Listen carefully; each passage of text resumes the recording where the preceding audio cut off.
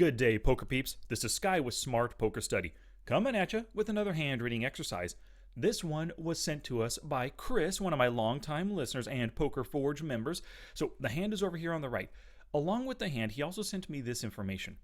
He said in the email, here's a hand using an in-position raising strategy recommended by Weasel or Adam Jones, and the strategy is based on protection. And he gave some principles in play for the opponent and for the various streets. We'll cover all this stuff in just a sec.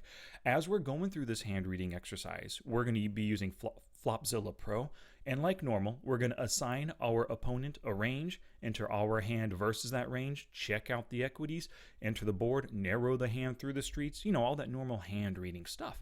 We'll also take any necessary notes as we go along, anything that seems interesting, stand out, worthy of noting.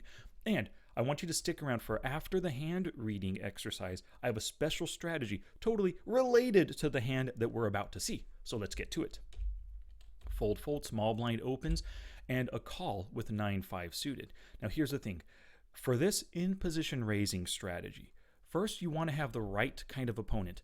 Out of position, check, particularly in the small blind, yep, are opening too wide, totally. Look at it, he's a 30/25. There's a very good chance this guy's opening 60-70% right here in the small blind against hero. And they're c-betting too much. Absolutely, 100% on the flop, 75% on the turn. It is a small sample, but overall, his stats, look at that, 30-25, 3-bet at 9%, c-betting a ton, very loose aggressive player, likes to use that aggression against you, so we can expect a really wide c-betting range here. We'll talk about flop, turn, and river when we get to that point in the hand. But first, we have to assign our opponent a range, so we got to ask the question, what's he doing this with? What's he open raising in the small blind with? Let's start with a 50% range. Let's add all the suited hands. Players like this, they just love the suited hands. They like to catch you off guard and river that 7-deuce suited of hearts flush, right? Let's see. Let's add some of these bad boys. Let's add the offsuit sevens, all the kings. Okay, let's give him a 67% range.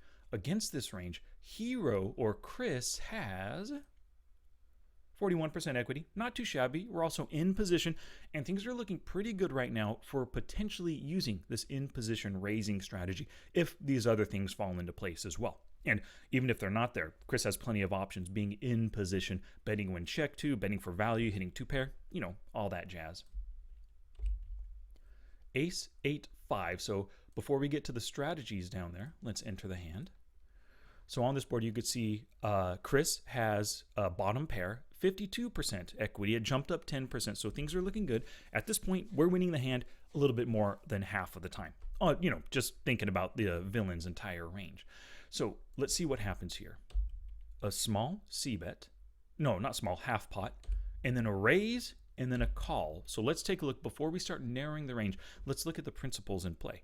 On the flop, when we're likely ahead but susceptible, yeah, likely ahead, right? We got a pair. He has plenty of hands right now that you can see does not have a pair, but we're susceptible to being drawn out on. We benefit from ending the hand early. That's what the raise is for, and he definitely hit the opponent's pain threshold right here by betting a little bit over 3x. Players, if they have absolutely nothing, pocket deuces, 10 jack right here, probably folding without a couple of hearts, or at least one strong heart, right? Players do not 3-bet flops as a bluff often, and we can easily fold facing a 3-bet. Yeah, exactly. If he 3-bets, he's got a strong ace, you just ditch your bottom pair hand. Pretty simple. On wet boards, players are more likely to continue with draws and raise their good made hands facing a flop raise. That's right. If he has ace king, ace queen, ace 8, two pair, a set of fives, or he's got a 5 blocker, but a set of 8s maybe, he's definitely raising to get max value, thinking that, oh, hero has an ace. I, as villain, with my set of 5s or 8s, I can get max value here. So he would raise, but he just called, totally capping his range. So we're going to do this narrowing in two different ways. First, we know that he is a super wide c-better, right, at 100%. What is he c-betting on this board right here? Well, sets, 2 pair, top pair, pocket pair, middle pair, pocket pair less than second card, 7s and 6s, totally. Bottom pair, sure, why not? At least one street, right? And let's give him all the draws to be c-betting. That's 59%. Let's give him all these. Look how cheap that is. It's only 2.4 big blinds. Let's actually give him Let's give him those too. Let's give him 100% of hands here. This is his C betting range. But hero raises, and now villain calls. Now remember, players do not 3-bet flops as a bluff. Most likely, if he had 3-bet, he would have one of his strongest hands. Calling right here, look how many big blinds are behind. He would want to raise here with his strongest hand. So because he called, let's cap his range. Let's get rid of sets. Let's get rid of 2-pair. Maybe these top pair hands for one street, worrying that we hit a set of 5s or 8s right now.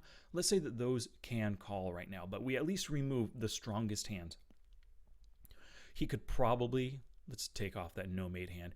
He could probably fold deuces, 3s, and 4s at this point, but let's keep bottom pair up through top pair. And let's keep all the draws in at this point. I mean, he's a very loose, aggressive player. So he's C-betting and calling with 56.3%. Our equity drops to 36%, but we do still hold some equity. We have some showdown value because he has plenty of hands in his range that just don't have anything right now that our 1-pair is ahead of. On wet boards, players are more likely to continue with draws and raise their good made hands. So, like I said, we kept all the draws in here, and that's going to come into play on the next street. The Jack of Clubs hits, making our equity, 31%, 1 out of 3 at this point, right? But turn on non-completing turns, so that wasn't a straight completing, a deuce, a 3, a 4 for that ace 5, and it wasn't a hard either. Non-completing turn card, we can bet again small. This allows us to extract value from draws and to fold versus villain's slow plays, as they are likely to raise to not miss value. So what happens here? He checks, hero makes a tiny bet, right? In relation to the pot, about 1/3 pot right here. Well, villain, if he had ace, jack, 2-pair, a set of 5s, definitely if he slow played on that flop, he is without a doubt coming over the top with a raise right now. And then look at that. He just called. We can once again remove all the strongest hands, keep all those draws in, maybe even picked up a couple additional draws with some clubs and stuff, right? So we always want to ask that question, what is our opponent doing this with? What is he check and then calling on that jack? He definitely doesn't have a set of jacks. 2-pair does not have either. This is the time to go for value when that board got a little bit wetter right here. Top pair, just 2 streets. This is what we're going to do. Keep the top pairs in, but we right-click this, and let's leave out the top pairs that would be raising. Ace 10 because it's an undercard kicker. Let's say that right there. Let's keep that. So we remove the strongest hands from his range. Pocket pair less than kings and queens. Sure, they don't want to give up, and it's a whoops. They don't want to give up yet, right? And it's a small bet as well. Middle pairs, all those jacks that just now hit. Yeah, he's not folding. Pocket pair less than 10s and 9s. He doesn't want to fold those yet. No way. Weak pairs. Maybe now the 8s can find a fold on that double barrel. He folds 75%. You know, this is one of those things. Let's keep him in one more street because of the size of that bet. But we definitely want to keep in all flush draws. Open ender. What are the gut shots here? 7-4, 6-4, 9-6, 10-7. Let's keep in all the gut shots as well. Because of the small bet right here, he's getting a decent price, even with gut shot draws. I'm not saying it's a mathematically good call to make, but this kind of player is not giving up with a gut shot versus a small bet. So equity jumps up to 34% because removes some of the strongest hands from his range. All right, so the ace of diamonds hits on the river. In position, we are able to check back and fully realize our equity. So on this river, he checks and then hero checks as well. Instead of betting and potentially facing a check raise at this point, he has 33% equity. Oops, we didn't enter the ace. Ace of diamonds hits. We now have 39% equity. Things are looking really good for us right here. We're winning 2 out of every 5 times. Yeah, checking back is great. Why commit extra money to the pot when he might just call on that river with a jack, with an 8, with pocket 10, something that beats us? Because he called 2 streets already, not scared of the ace. He's not going to be scared of the second ace on the board either. 9 deuce against our 9-5. Great. So we ended up winning. 9 deuce is one of the hands that we put in his range from start to finish. And you could see all these principles lined up perfectly. Opening too wide. Check. C-betting a ton. It was just a weak 9 high flush draw. Check. On wet boards, players are more likely to continue with draws. Check. Remember, he called on that flop. And then non-completing turn cards, we bet small. Hey, small bet, I got a flush draw, I got a call, right? On the river, we check back. Even if that was a heart, we would have checked back, of course, as well, hoping that he didn't have his flush. So I think this is a perfectly played hand by Hero, and it illustrates exactly this strategy from Adam Jones' Weasel. And Hero picked up, what's the size? A 20 big blind pot. No, there's a bet. A 33 big blind pot with a raise on the flop with bottom pair. Loving this play right here. Now, I told you to stick around for a special strategy, right? So you might be saying to yourself, wow, this is a great play. I'm going to start using it in my games. Great. Please do write all of this down. Look for hands, look for opportunities to do this, especially like when you're in the big blind, or maybe when you're on the button calling against a really loose aggressive cutoff and the blinds might fold. There's another opportunity to make this exact same, use this exact same strategy. But you should also be paying attention now for players who are capable of doing this. Let's look at the hand now from Villain's perspective. Go to the beginning. Let's say Villain knows that Hero is capable of this kind of play. Villain decides to raise, gets called. Okay, we've seen this before where Hero, or Chris we can call him because this is our new Hero. Hero has called in the big blind, and we've seen him make this play before. So what I'm going to show you now is how to exploit this play. Whoops, I apologize. There we go. So how to exploit. If you ever see an in-position raise for protection, like something like this before with a bottom pair, so you've taken a note and you know that Hero is capable of in-position raising the flop for protection with bottom pair. On a flop like this on a wet board, and then you've seen him do this before with that small turn bet. Here's what you could do as Villain right now, or as our new Hero. On the flop, you re-raise 3-bet. You've seen him raise with bottom pair for protection before. It's a perfect time to read into that again. Now, what you can do is 3-bet to rep a big hand. You open raised pre-flop. You could have pocket aces, pocket eights, pocket fives, ace 8 2 pair, ace king.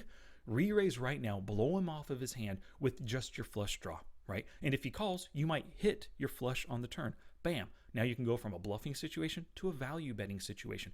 But it pushes him off of his, what he might think is a perfect strategy against a loose aggressive player. But you are now 3-betting on the flop as a bluff instead of just doing it for value. That's the first strategy. The second strategy is, okay, I'm going to call. Let's see what happens on the turn. I might hit my heart and be able to go for value. Damn it, missed my heart. It's a jack. Doesn't do me any good. What can I do now? I check. And he comes out with a small bet. Wow, he's falling, or not falling, following this strategy perfectly. Now is your chance. On that non-completing turn card, his small bet equals weakness, totally, right? Because he's doing it for protection with a bottom pair hand. You've seen him do this before, so it's reasonable to assume that he's doing it again now. Check raising is very strong, but make sure you hit their pain threshold. The pot altogether is 26 big blinds. If you're going to check raise right now, you might want to make it 30. At least 25 at a minimum, but probably 30 big blinds to blow him off of his hand. So at this point, by waiting to the turn, you're going to expend maybe 30 big blinds. Kind of expensive. If you would have done it on the flop right here and, 3-bet as a bluff, you might only have to make it, the total pot is 14. If you made it 24 big blinds, right, he would have to call roughly 16 more big blinds. That's going to hit his pain threshold. He's not going to be happy. He's going to put you on a strong pair or a set. He's definitely folding. So the earlier your rebluff, the cheaper it's going to be. But it's not a bad idea to wait to the turn. Let's see what that turn card is, because it might be a heart and you can go for value. All right, thank you so much for watching the video. I hope you enjoyed this. We have 2 different strategies with this one. A very nice strategy to take advantage of those loose aggressive players. A good strategy to take advantage of very smart players like Hero who can use this strategy against you. All right, thank you everybody so much for watching. If you enjoyed the video, give it a thumbs up down below. Please leave a comment. Let me know that you got through the whole thing and that you're going to try to exploit players who use the in-position raising strategy against you. And I'll catch you in the next one.